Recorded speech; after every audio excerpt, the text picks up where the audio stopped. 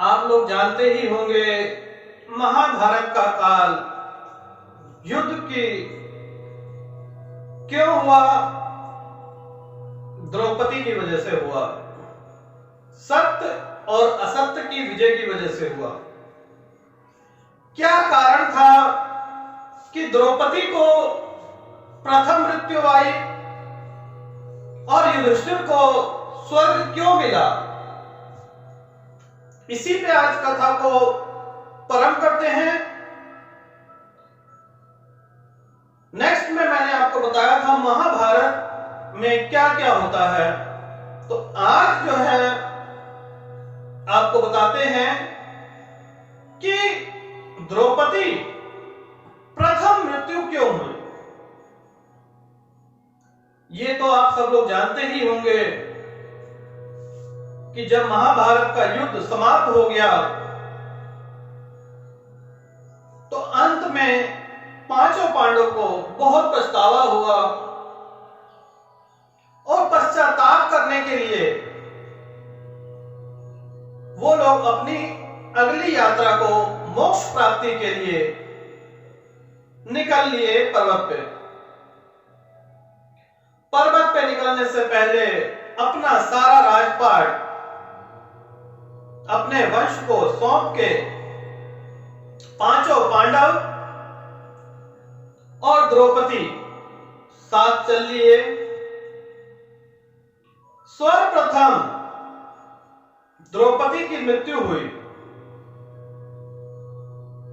कुछ दूर चलने के उपरांत सहदेव की मृत्यु हुई। सहदेव की मृत्यु के बाद नकुल की मृत्यु हुई। नकुल की मृत्यु के बाद अर्जुन की,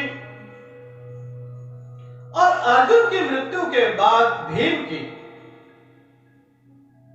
सबके शरीर पड़े रहे, किसी ने यह नहीं देखा कि कैसे हैं। सब राह पे चलते रहे। काफी दूर पहुंचने के बाद स्वयं इंद्रदेव रथ लेके आते हैं और युधिष्ठिर को कहते हैं, आइए महाराज बैठिए, आपका स्वागत है स्वर्गलोक में। उनके साथ में एक कुत्ता भी होता है।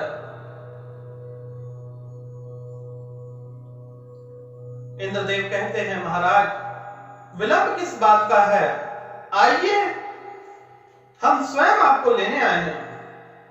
युधिष्ठिर कहने लगे कि इस कुत्ते को लिए बगैर मैं यहां से नहीं जाऊंगा, क्योंकि ये कुत्ता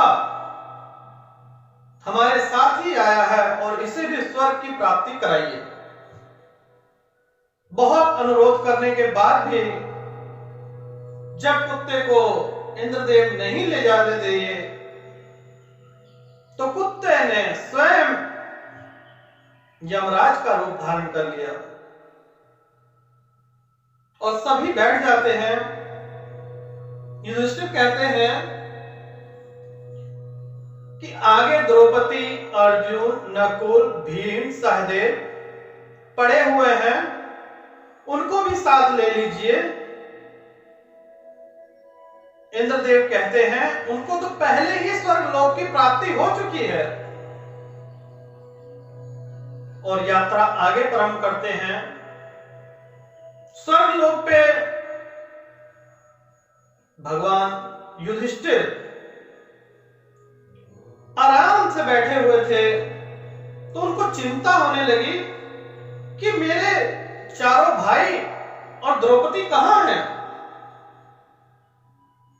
इसी पर उन्होंने इंद्रदेव से पूछा कि मुझे मेरे भाइयों से मिलवाइए, उनके बगैर मेरा मन नहीं लग रहा। तो उन्होंने कहा, रास्ता थोड़ा लंबा है,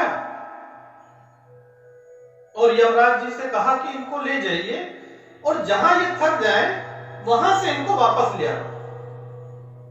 अब युधिष्ठिर चलने लगे। चलते चलते थक गए।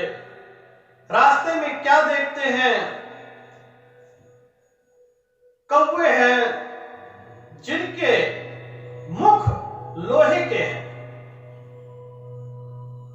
चारों तरफ बदबू आ रही है, लाशों के ढेर पड़े हुए हैं, चील कौवे नोच नोच के खा रहे हैं, अत्यंत बदबू, जिससे युधिष्ठिर का मन बहुत व्याकुल हुआ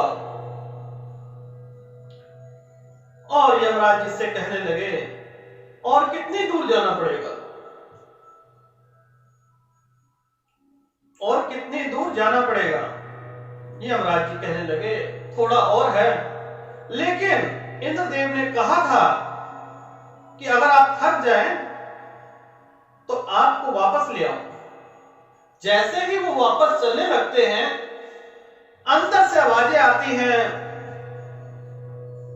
हे भैया, अर्जुन, भीम, नकुल और सहदेव की आवाज आती है कि आप भैया हमें छोड़ के कहां जा रहे हैं? इतना सुनते ही युधिष्ठिर ने कहा कि आप कह रहे थे वो स्वर्ग में है और ये नरक में है, मैं भी इन्हीं के साथ ही रहूंगा।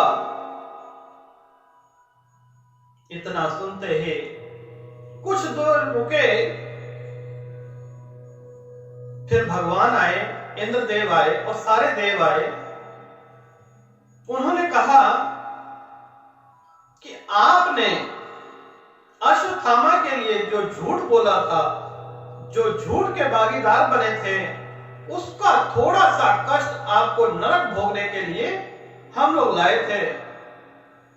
और फिर वो स्वर्ग लोग जाते हैं और वहां पे देखते हैं नकुल, सहदेव, भीम, अर्जुन, द्रौपदी राज कर रहे हैं। यही है स्वर्ग लोक की गाथा, जहां पे पांचों पांडव पहुंच गए। अंत काल में उन्हें स्वर्ग लोक की प्राप्ति हुई। अगर आप लोग भी चाहते हैं तो आप लोगों को भी इसी जीवन में स्वर्ग की प्राप्ति होगी।